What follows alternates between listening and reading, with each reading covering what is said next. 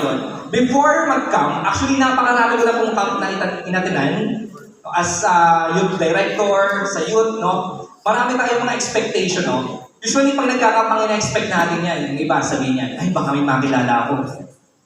May makikilala ako dyan na crush ko, gano'n. Meron tatawagin ng Panginoon dito sa oras nito. Hindi lang po ngayon. Sa mga susunod, makikita niyo po yan, may tatawagin ng Panginoon. So, haba ng introduction ko. Pero ito, mabilis na po ito, no? Ano nga ka? Paano naman?